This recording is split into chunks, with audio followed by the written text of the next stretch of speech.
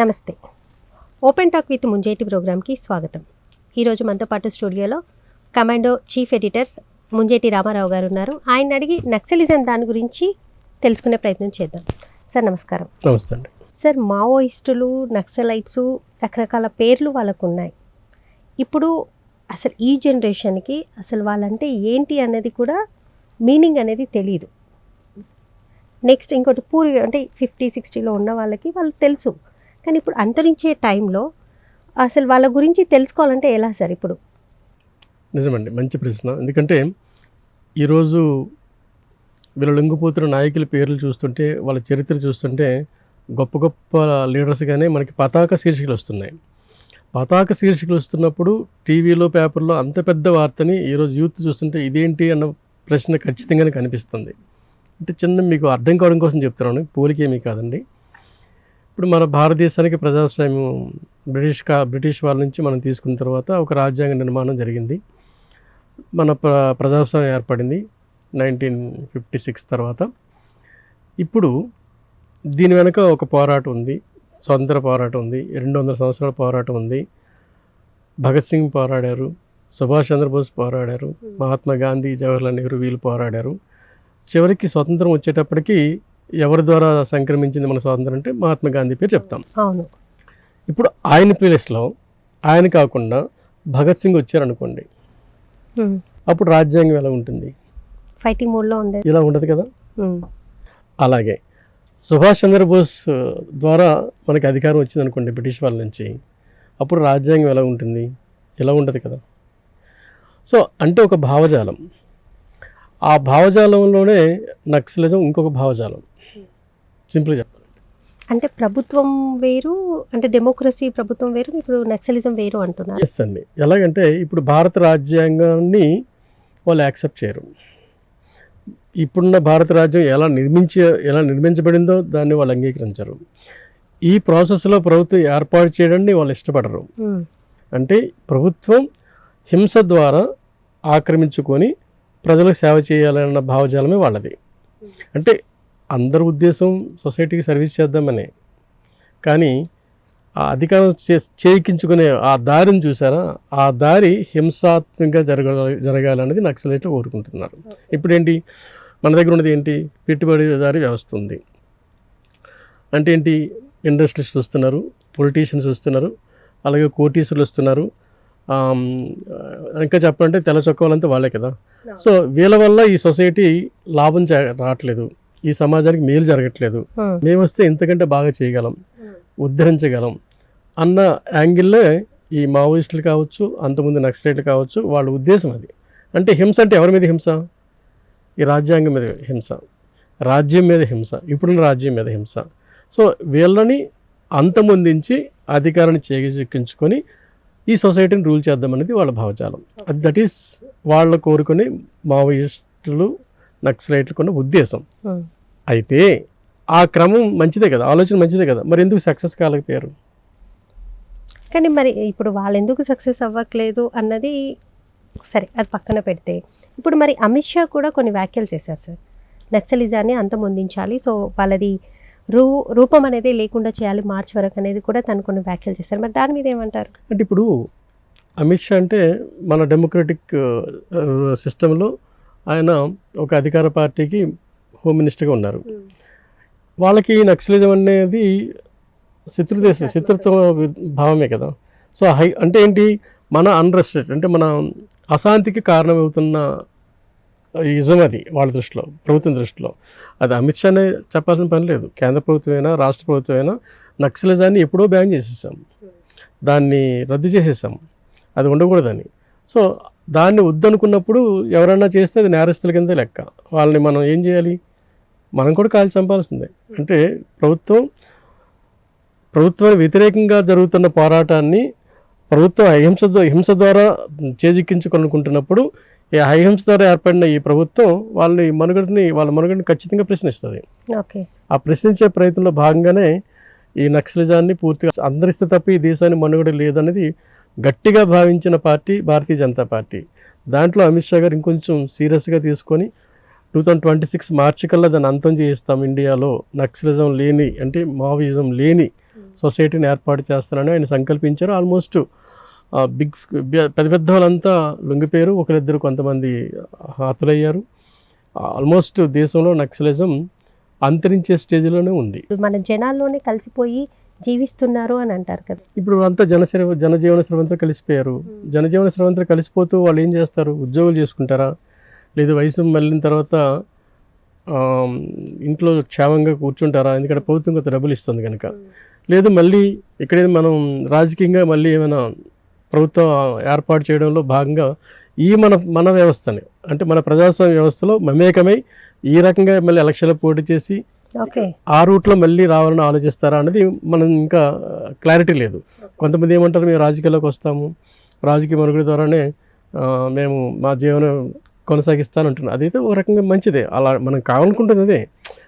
అమిత్ షా కావచ్చు, ప్రభుత్వాలు కావచ్చు, ఏమంటున్నాయంటే అడవిలో ఉన్న మీరు అక్కడ కూర్చొని ఇక్కడ సమాజాన్ని ఉద్ధరించడం కోసం హింస మార్గాన్ని మీరు వెళ్ళడం కరెక్ట్ కాదు కదా. సో మీరు ఏం చేస్తారంటే జనజీవన స్రవంతో కలవండి, అహింస మార్గం ద్వారా ఎన్నికల వ్యవస్థలో పార్టిసిపేట్ చేయండి, అధికారాన్ని చేజిక్కించుకోండి అనేది మన ఉద్దేశం. ఆ క్రమంలో రమ్మని మనం అమిత్ షా గారు అడుగుతున్నారు. అది సార్, ఇప్పుడు మీరు అన్నట్టుగా నక్సలిజం కానివ్వండి, భారత ప్రభుత్వాలు కానివ్వండి, ఎండ్ ఆఫ్ ద టైంకి వాళ్ళ మెయిన్ పాయింట్ ప్రజల సమస్యలని పరిష్కరించడం. కానీ మరి వాళ్ళు ఎందుకు సక్సెస్ కాకపోయారు? మరి మీరు చూడండి, నక్సలిజం మీకు కొండపల్లి సీతారామయ్య గారు ఉన్నప్పుడు నక్సలిజం వేరు, ఆ తర్వాత చాలా చాలా చాలా చాలా మార్పులు వచ్చాయండి. ఆ రోజుల్లో నక్సలిజం నిజానికి వాళ్ళకి ప్రజాభిమానం ఉంది, వాళ్ళ అప్పుడున్న నక్సలైట్లకి. ఇప్పుడు ఉన్న నక్సలైట్లకి ప్రజాభిమానం లేదు సరికదా, ప్రజలు దూరంగా ఉన్నారు, వాళ్ళు ఎవరో కూడా తెలియని పరిస్థితి ఉంది. ఇప్పుడు మీరు ఇప్పుడున్న యూత్ తీసుకోండి, ఆ లీడర్ల పేర్లు, లొంగిపోతున్న నాయకుల గురించి వాళ్ళకి ఏమీ తెలియదు. ఏమీ తెలియని వీళ్ళని ఏ రకంగా ఉద్ధరిస్తారని ఇప్పుడున్న యూత్ కానీ అనుకుంటారు. ఇప్పుడు వీళ్ళంతా వాళ్ళ టీనేజ్లో, వాళ్ళ యంగేజ్లో ఈ సొసైటీకి మేమేదో ఉద్ధరిద్దాము అన్న ఉద్దేశంతో ఈ డెమోక్రటిక్ వేని కాదని అడవి బాట పట్టి నక్సలిజంలో చేరారు ఆ రోజుల్లో యూత్. అట్లాంటి యూత్ ఇప్పుడు లేదు, అలాంటి భావజాలంలో ఉన్న యూత్ కూడా ఇప్పుడు లేదు, ఆ చదువులు కూడా ఇప్పుడు లేవు. సో ఇప్పుడు ఏదైనా సొసైటీకి ఉద్ధరించాలంటే వీళ్ళు ఏం ఆలోచిస్తారు? మన యూత్ ఒకవేళ ఇప్పుడే రాజకీయ వరవడిని పాటిస్తున్నారు, ఈ రూట్నే కోరుకుంటున్నారు. సో కొత్తగా మీరు నక్సలిజంలో చేరే వాళ్ళు ఎవరు లేరు. ఈ పాత వాళ్ళు ముసలి వాళ్ళు అయిపోయారు, వాళ్ళకి సొసైటీతో పూర్తి లింక్ పోయింది, అరణ్యంలోనే ఉండడం స్టార్ట్ అయింది, వాళ్ళకి జనజీవనంలో ఏం జరుగుతుందో కూడా పూర్తిగా తెలియట్లే. సో ఒక రకంగా నక్సలిజమే వృద్ధిలో ఏజ్ వచ్చేసింది, ఆ భావజాలానికి ఏజ్ వచ్చేసింది. సో అది ఇప్పుడు ఉద్ధరించే స్టేజ్లో లేదు మన డెమోక్రసీని. ప్లస్ ఆ నాయకులు కూడా ఒక్కొక్కరు అంతరించిపోతున్నారు. కొంతమంది అయితే ఇంకా కొన ఊపుతున్న వాళ్ళేమో లొంగిపోతున్నారు. ఒక రకంగా ఇప్పుడున్న యూత్కి అది అవసరం కూడా లేదు, నక్సలిజం అవసరమే లేదు. అంటే రూలింగ్ పార్టీ నుంచి వాళ్ళ కార్యకర్తలుగా జాయిన్ అయ్యి ప్రజా సమస్యలు ఇక్కడే ఉండి పరిష్కరించాలి తప్ప సో అడవుల్లోకి వెళ్ళి నక్సలైట్స్ లాగా మారిపోవడం అనేది ఇప్పుడున్న యూత్కి లేదంటారు. అస్సలు లేదు. మీకు కొత్త జాయినింగ్స్ లేవు కదా నక్సలిజం, అస్సలు లేవు. సార్, మరి ఇప్పుడు నక్సలిజం ఇప్పుడు మనకి ఇక్కడ చూసుకుంటే రూలింగ్ పార్టీ, అపోజిషన్ పార్టీ రెండూ ఉంటాయి.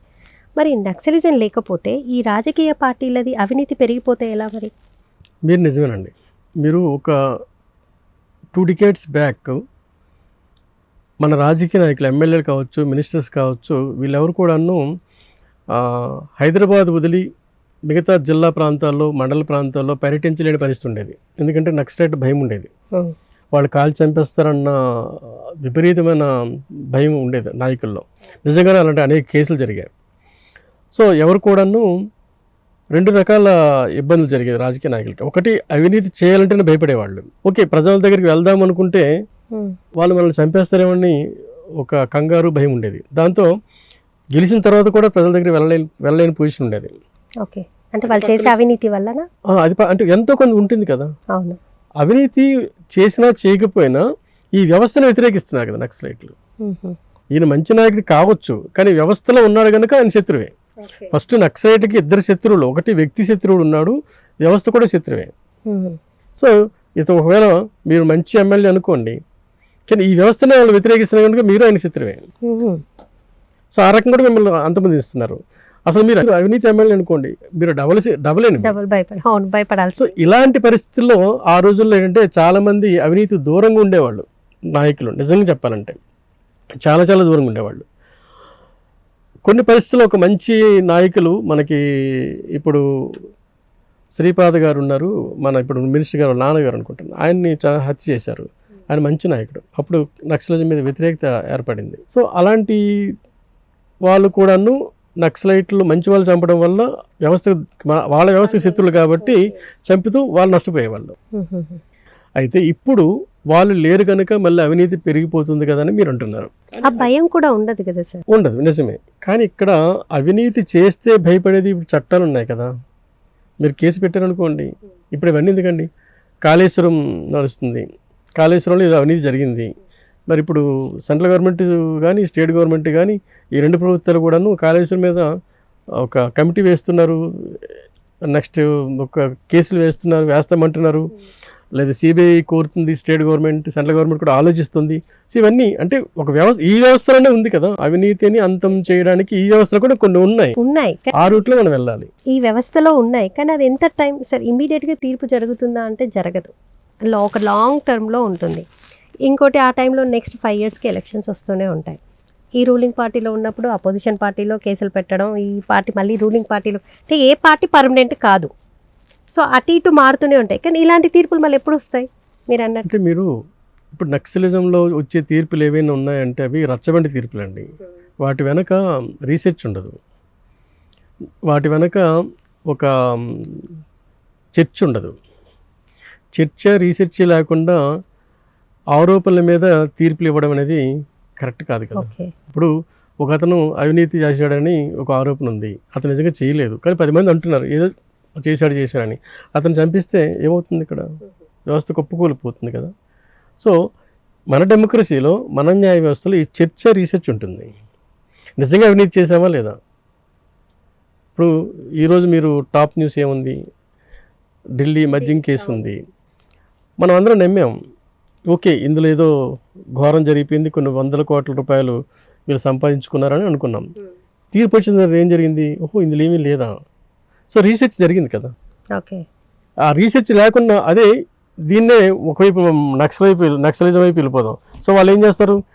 కేజ్రీవాల్ కొట్టేస్తారు, పట్టపండి ఏకే పాటించి అందరినీ కాల్ చేస్తారు. అది ఇప్పుడు ఈ తీర్పులో అది కాదని తెలిసింది. ఇప్పుడు నెక్స్ట్ ఏంటి? వాళ్ళు ఎక్కడి నుంచి వస్తారు? ఆ ప్రాణాలు ఎక్కడి నుంచి వస్తాయి? రావు కదా. సో తీర్పు ఒక వ్యక్తి తుపాకీతో AK-47తో జడ్జిమెంట్ ఇచ్చేది కాదు. మన డెమోక్రసీ నిర్మాణం ఏంటి, రాజ్యాంగ నిర్మాణం ఏంటి, దాని ఉద్దేశం ఏంటి? మన దగ్గర ఒక మాట ఉంది, దోషికి ఎట్టి పరిస్థితుల్లో శిక్ష పడాలి, నిర్దోషికి శిక్ష పడకూడదని.